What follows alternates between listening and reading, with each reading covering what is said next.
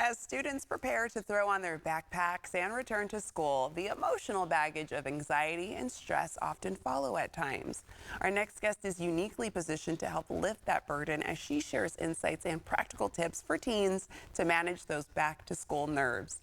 Tanvi Rekapudi is a teen mental health advocate, speaker, and the author of Uplift Teens Today, Coping Strategies for Mental Health.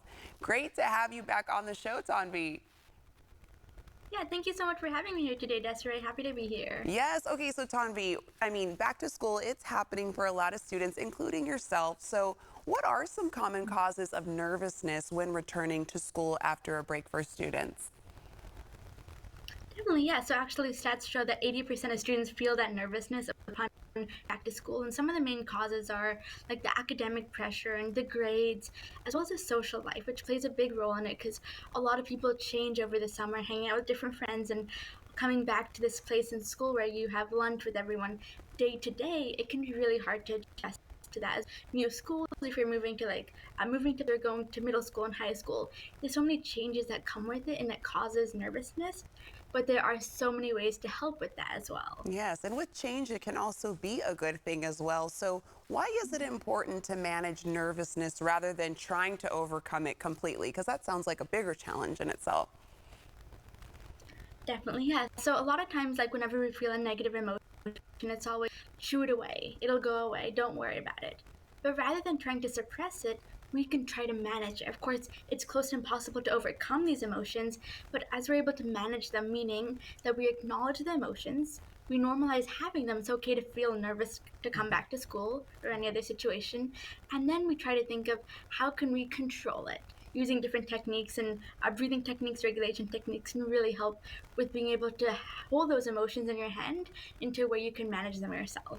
Tanvi, I like that you approached it in that way, not suppressing it, but acknowledging it like, hey, I am feeling nervous. I do have some anxiety. And how can I cope with this so that I can get through it or just manage it to a point? So how can teens validate their feelings of stress and anxiety as normal during this time? Yeah, one tip to help with like just validating it is talking about it. And like sometimes it can be talking about it with friends, family, supportive peers, or sharing it in your journal or anything like that where you're able to express those emotions, putting them out there and understanding, talking with others who may be feeling the same. It can be adults as well because they have breaks sometimes and they have to come back, and just talking about that and being like, hey, I'm feeling this, and talking to someone else who could feel that can help you feel like, hey, it's not just me and it's okay, it's normal. Yes, and there's almost some sense of comfort when you can reach out to your friend and be like, oh my God, I'm feeling this way. Are you nervous too? And they're like, yes, completely. So being able to communicate that with your friends helps. And like you mentioned, with adults who can provide some insight as well too. What would you say are your top tips that young people can use to better manage their back to school nerves? Yeah, to start off, one of my favorite tips is the belly breathing technique. So it's a breathing technique, and it's really, rather than what we always do in breathing, is raising our shoulders when we breathe in and lowering them when we breathe out. It's by putting your hand on your chest and your stomach, and then breathing in and inflating your belly like a balloon for 4 counts. Then you hold for 2 counts, and then as you breathe out, you're able to deflate your belly like a balloon. And so it's really imagining a balloon inflating as you breathe in, hold, and then deflating. And when you're breathing in through your nose, breathing out through your mouth. And just doing that can help relieve muscle tension. It also makes sure that you're involving your diaphragm in breathing, which is a great part of your body, which should be used in breathing, that we sometimes overlook because we don't concentrate on our breath.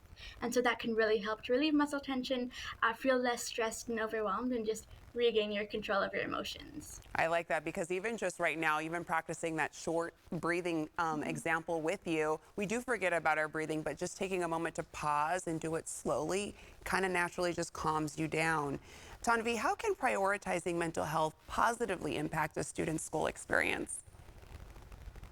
Yeah, as we really try to prioritize our mental health, and I like to think of it in a way like all of us, any age, we always take breaks from work, and then we come back, and it's all over the place, and we have to come back to the work or school, and it's a big change. And like you said, change can be good or bad, but sometimes it can feel overwhelming.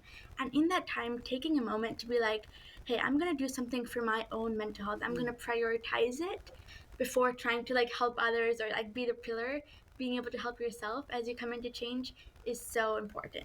Yes, and I think it's so good for students, especially teens, to learn that early on. And you yourself, you're a mental health advocate, Tanvi, so tell us more about your book.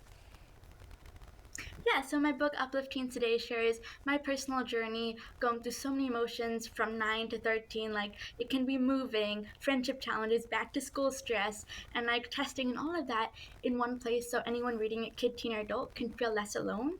But in those challenges, it shares strategies, how to do it, how it helped me, steps to do, and a QR code to a video. So students, anyone reading it can be like, hey, I connect with her. It's okay. I'm feeling this. What can I do next? I can look at those strategies to help me. You can buy it on my website, tanvi.us or Amazon. And Tanvi, I have to ask, why is advocating for mental health, especially with teens, people your own age, your peers, so important to you? Yeah, for me, my own journey, I didn't, when I was 9, I moved from Ireland to the US. I went through struggles, but I could never find support, and I tried to find it for so long, especially from someone my age, but unable to find support.